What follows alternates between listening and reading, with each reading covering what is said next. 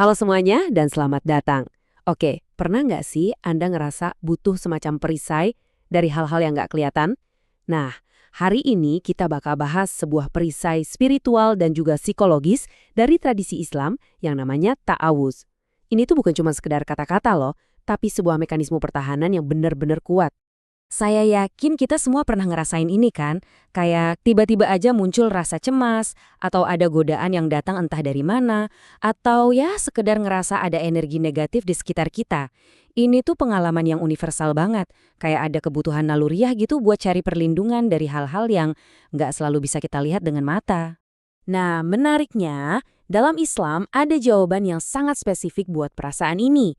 Jadi yuk kita lihat gimana Islam menawarkan sebuah perisai untuk melindungi diri kita dari hal-hal semacam itu.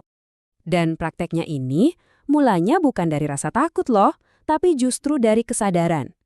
Momen di mana kita jujur mengakui keterbatasan kita sebagai manusia, tapi di saat yang sama kita juga punya keyakinan penuh sama kekuatan Tuhan yang absolut. Jadi ini bukan tindakan pasif ya, tapi kita yang aktif melangkah buat bernaung di bawah perlindungan yang jauh lebih besar. Oke, sekarang kita bedah lebih dalam lagi yuk.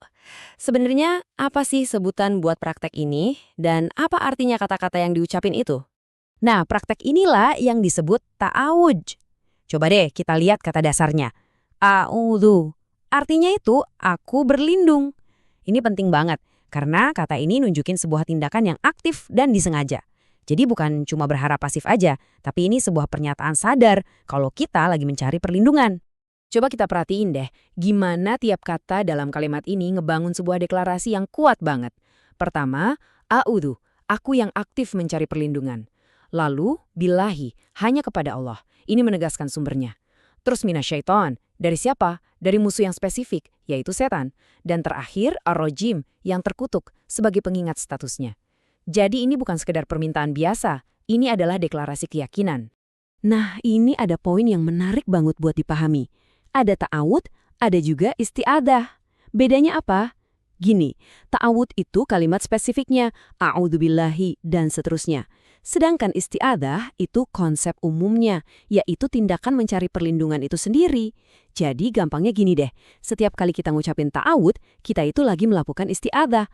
Tapi isti'adah bisa juga dilakuin pakai doa lain. Ta'awud ini cuma bentuk yang paling terkenal aja. Terus mungkin ada yang nanya, dari mana sih praktek ini asalnya? Apa ini cuma tradisi turun-temurun aja? Ternyata bukan. Anjuran ini tuh akarnya langsung dari sumber utama ajaran Islam.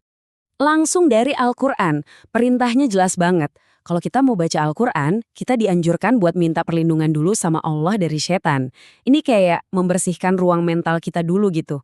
Ibaratnya kayak nata panggung sebelum pertunjukan utama, sebuah persiapan spiritual yang krusial banget.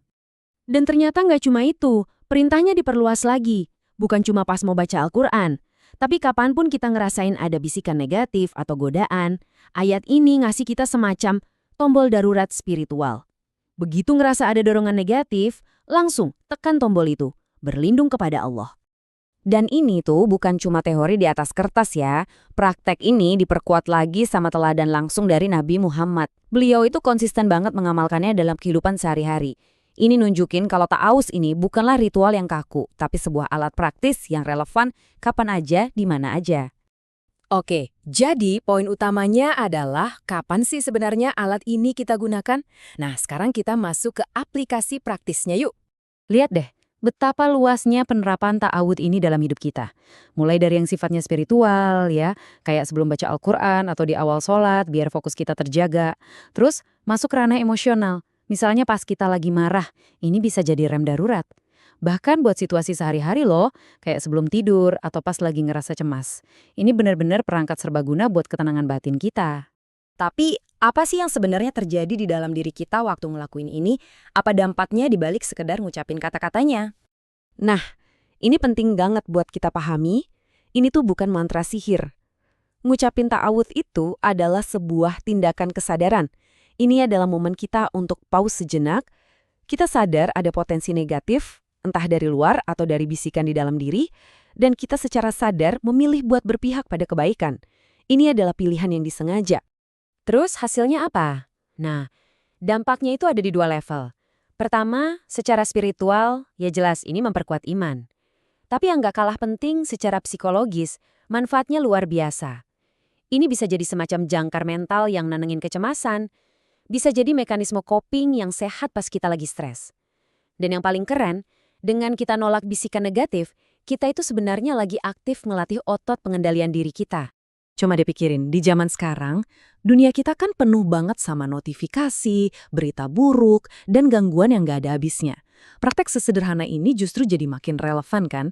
Ini adalah cara kita buat nyiptain ruang hening di tengah kebisingan. Sebuah tombol reset buat kejernihan mental dan spiritual kita. Sebagai penutup, saya mau ninggalin satu pertanyaan buat kita renungkan. Coba deh pikirin, apa sih yang benar-benar berubah dalam pikiran, hati, dan tindakan kita saat kita secara sadar memilih buat berhenti sejenak dan mencari perlindungan, bukannya malah ngebiarin negativitas itu ngambil alih. Mungkin ya, pergeseran kecil inilah yang justru bisa membuat semua perbedaan.